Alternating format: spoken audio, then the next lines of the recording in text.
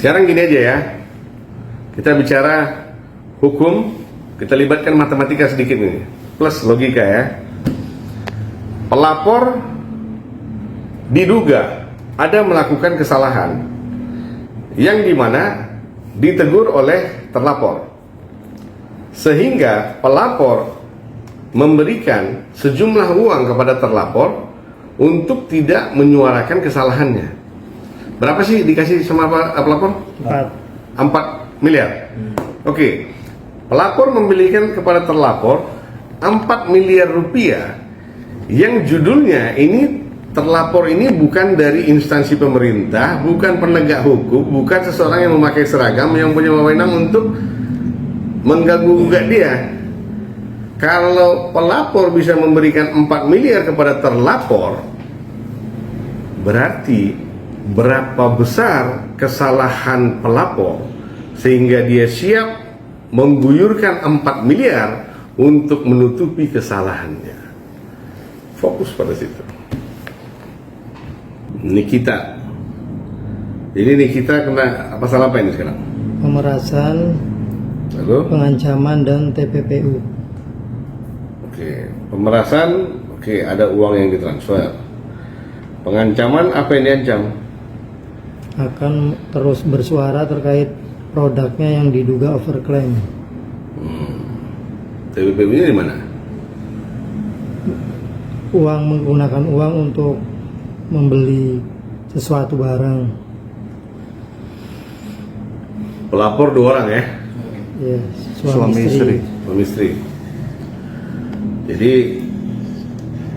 Jadi sekarang ini kita split jadi 2 arah nih ya pertanyaannya.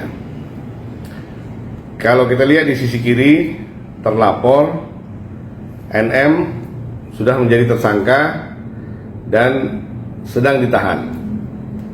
Benar?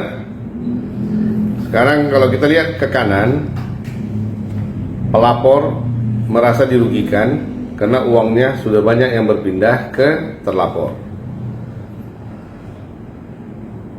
Kalau kita ambil titik tengah pertanyaan, kenapa pelapor harus mentransfer uang sebanyak itu kepada terlapor? Apa kepentingan pelapor harus mentransfer uang sebanyak itu kepada terlapor? Kepentingannya apa? Oke, pemerasan sudah terjadi, uang sudah berpindah, sudah bergeser, sudah diminta dan sudah diberikan. Pertanyaan saya, apa kepentingan pelapor harus memberikan uang sebanyak itu kepada terlapor? Biar tidak banyak berbicara. Apa yang tidak boleh dibicarakan terlapor? Terkait produk yang dimiliki pelapor. Ada apa di dalam produk pelapor? Sehingga berarti ada sesuatu nih ya. Indikasi. Indikasi. Diduga ada indikasi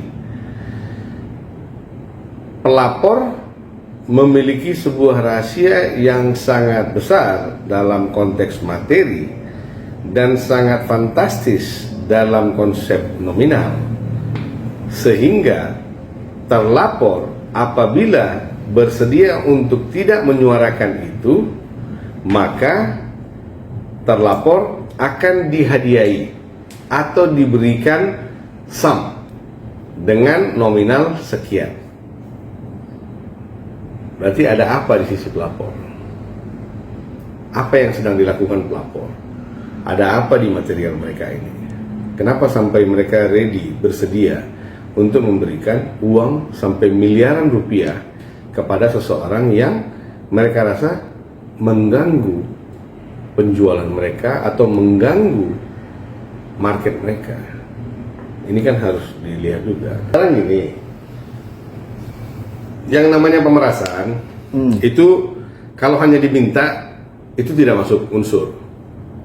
Kalau hanya meminta, kalau hanya mengatakan itu tidak masuk unsur. Tapi apabila dia meminta dan orang yang diminta itu mengirimkan uang kepada dia, nah itu akan masuk unsur. Nah pertanyaan saya, kalau memang kalian rasa terlapor itu tidak penting, atau tidak memiliki objek vital di dalam keberlangsungan hidup atau keberlangsungan penjualan kalian, kenapa harus kalian gubris? Dari awal, ini kalau saya lihat nih ya, dari awal ada komunikasi yang terekam. Berarti kan pelapor juga dari awal juga sudah ada niat yang tidak baik, diduga kan gitu. Kenapa? Ya karena sejak dari awal uang dikirim atau komunikasi dimulai sudah direkam. Kalau memang niatnya baik di awal mau mengikuti keinginan, seharusnya kan tidak ada acara begituan. Tapi kalau sekarang uang pun sudah dikirim, ada pun acara perekaman, ya ada apa? Jangan-jangan memang ini dugaan ya, jangan-jangan memang sengaja diarahkan untuk meminta diberikan, direkam, dilengkapi semua bukti, ya dibungkus ini terlapor. Artinya ada dugaan untuk menjebak si terlapor sendiri ya Bang? Ya bisa saja dijebak, bisa saja terjebak dalam permainan sendiri. Bisa saja, ini kan dugaan dari dua sisi. Bisa saja pelapor menjebak dari sisi kanan dan terlapor terjebak dalam permainannya sendiri. Tapi sekarang kalau kalian rasa terlapor tidak penting dan tidak ada efeknya dengan kalian, kan nggak usah digubris, simple aja. Ngapain mesti dikasih uang sampai begitu banyak? Toh kalau memang ujungnya mau dilaporin, ya dong. Iya. Gitu. Berarti ya Bang, berarti pihak polisi nggak mungkin sejak Ya sekarang gini, ini kan posisi kan mereka pelapor, NM ini terlapor. Ya pasti ya mayoritas ya akan berangkat dari sisi pelapor ke terlapor. Ritmenya sudah seperti itu. Tidak akan malah berbalik ke arah pelapor, ya tidak mungkin, kecuali ada pembuktian-pembuktian atau temuan-temuan lain yang muncul.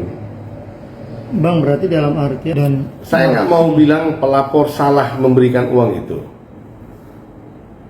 tapi saya menduga pelapor memiliki kesalahan, dan supaya kesalahannya itu tidak dipublis atau dibicarakan, dia memberikan uang itu sebagai reward atau sebagai uang tutup mulut. Nah sekarang pertanyaannya, ada apa? Kenapa untuk tidak membicarakan ini, seorang wanita harus dibayar sebanyak ini? Yang kita tahu kan yang namanya, kalau kayak sekarang apa istilahnya? Kalau dulu kan bintang iklan ya, kalau kayak sekarang apa istilahnya? Brand ambassador. BA. brand ambassador. Ya, brand ambassador, bintang iklan itu kan dulu lah, istilah dulu. Sekarang apa istilahnya? Selebgram. Mereka kan suka lah taruh merek-merek tertentu di atas meja gitu kan. Endorse. Yang gue tahu itu, apabila benar nih dari sisi positif, seseorang diberikan sejumlah uang untuk menyuarakan satu produk atau satu hal. Ya, apabila seseorang diberikan sejumlah uang untuk tidak menyuarakan satu hal, apa ini yang sedang dibicarakan untuk tidak dibicarakan, atau apa yang sedang terjadi? Apa menurut Abang? Kita nggak tahu dong. Yang tahu ini kan hanya terlapor dan pelapor dulu. Mereka lah yang paling tahu. Pelapor dan terlapor. Apa yang dilakukan pelapor yang nggak boleh disuarakan oleh terlapor, maka diberikan itu uang. Jadi kan itu uang sebagai uang tutup mulut lah judulnya itu. Bang, berarti tadi Abang bilang untuk apa artinya si pelapor memberikan uang itu kalau memang produk dia tidak bermasalah, ya kan? Artinya kan ini kan produknya diduga overclaim. Nah, Abang sendiri gimana melihatnya? Overclaim maksudnya gimana? Overclaim itu berarti dia mengiklankan produk tetapi tidak sesuai dengan produk yang dia jual. Tidak sesuai dengan yang dia jual. Jadi dia berlebihan. Nah, jadi gini ya. Misalkan kandungannya berapa, dia sebut tinggi, ternyata enggak sampai yang dia sebutkan. Ini kepada kosmetik nih ya. Iya, Obat-obatan ya. Apa ya? Mereka hanya kosmetik atau obat-obatan juga? kosmetik, skincare. Jadi kan ini kalau bicara kosmetik, produk-produk kecantikan, ya kita kan kembali kepada ada instansi pemerintah yang mengawasi ini. Ya, inilah kadang dugaan lemahnya pengawasan di ujung sana. BPOM. Saya nggak mau sebut nama instansinya. Pokoknya lemahnya pengawasan di ujung instansi sana yang kadang mengakibatkan hal-hal seperti ini terjadi di market, yang sampai ke tangan konsumen yang menjadi korban pastinya rakyat. Jadi kalau sudah bagus pengawasan di sana, kan ada satu instansi nih yang digaji nih oleh negara, tugas kamu itu mengawasin ini loh. Kalau mereka sudah bagus di sana, ini semua nggak akan pernah terjadi. Nggak akan ada seseorang yang memperdagangkan satu barang yang bermasalah atau dibilang overclaim, tinggi ini, rendah ini, nggak ada. Apa yang dicantumkan di produk itu ya itulah dia ingredientnya, itulah dia hal-hal yang terkandung di dalamnya. Nggak akan bisa kalau 6 ditulis itu ternyata 4 atau 5 ditulis itu ternyata 8, nggak. Nah inilah kadang ada campur tangan instansi-instansi pemerintah juga dalam pengawasan. Jadi kan tidak serta-merta semuanya harus berakhir di polisi, tidak serta-merta semuanya harus dikirim ke penjara. Apabila pengawasan di sana sudah bagus, ini semua akan terselesaikan. Oke. Kalau bicara produk ya, ini kita bicara produk kecantikan gitu. Obat-obatan nih Bang. Obat-obatan lah. Kan satu itu semua itu pengawasan. Ya. Bang, ini kan kalau melihat kronologi, jadi si owner skincare yang mempunyai produk ini yang diduga berbahaya ini NM menghubungi agar NM pernah nggak menyuarakan tentang produk-produk lain? Ada. Berarti tidak hanya mereka yang disuarakan ya. NM pernah bersuara tentang produk-produk lain juga ya. Yeah. Nah sekarang pertanyaannya, produk-produk lain meminta NM untuk menutup mulut nggak dengan harga tertentu? Enggak, produk lain itu berbenah dan memperbaiki diri produknya. Oke, berarti niat NM baik dong. Secara nggak langsung kan dia mengawasi secara pribadi ini gitu. Ya kan? Nah, mungkin bablas saja dia di sininya, mungkin di sini marketnya gede atau gimana, begitu ini bersuara ini marketnya terganggu, bisa-bisa saja kan gitu.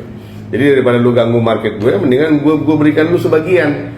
Lu diam aja biar gue punya dapur tetap berjalan kan begitu. Bisa-bisa saja kan. Nah kalau udah kayak gini, Ini bisnis, saya mau bilang ini percampuran tangan kotor, ini permufakatan jahat. Seperti kita menutupi suatu kejahatan yang sudah kita ketahui. Jadi seseorang melanjutkan kejahatannya, seseorang menutupi kejahatan seseorang. berarti menurut abang harusnya Ada yang nggak benar di sini. Menurut abang harusnya si owner skincare ini apa tindakannya pada saat di review ternyata produknya diduga berbahaya ini? Ya, ya seperti yang lain-lain dong. Dia harusnya mereview dia punya produk, dia membenahi. Berarti ini kan kritik yang baik, kritik membangun. Berarti seharusnya dia mereview, bukan malah dia membungkam kritik dan melanjutkan dia punya praktek yang tidak benar apabila terdapat kesalahan.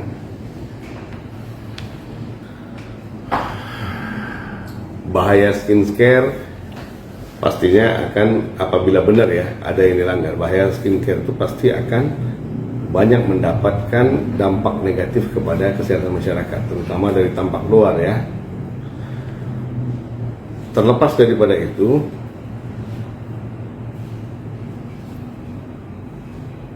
kalau saya bilang apabila saya lawyernya terlapor, nggak enak, nanti seakan-akan saya seperti gimana ya. Kalau memang terlapor mengetahui ada kesalahan di sisi kanan, seharusnya dia membuat laporan kembali terkait kesalahan yang mereka tutupin. Jadi ini bukan pemerasan, ini adalah uang tutup mulut yang diberikan oleh pelapor kepada terlapor untuk tidak menyuarakan kesalahan dia. Ini seperti orang yang sedang membunuh lah contohnya, ketangkep. Nah, ini udah jangan dibilang ya. Nanti gua bekasi lo gitu ya. Ini udah nggak benar dua-dua ini sudah konspirasi namanya, pemufakatan jahat. Dia menutupin kesalahan ini melanjutkan kesalahannya. Ya. Jadi kalau ini dinyatakan bersalah, bagaimana dengan ini? Oke. Kalau dalam uang dibilang ini pemerasan, kalau di dalam produk, di dalam perilaku, kalau ini sekarang sudah ditahan, dibilang untuk menutupin kesalahan ini menerima uang dan hari ini ditersangkakan dan ditahan. Bagaimana dengan kesalahan yang dilakukan oleh ini? Kan pasti ada. Apa ganjarannya? Kalau memang harus dihukum, ini dua-dua satu paket. Tapi mungkin kejahatannya berbeda. Saya nggak tahu apa ini masalahnya di sini. Yang tahu siapa? NN. Karena mereka berdua yang berinteraksi kan.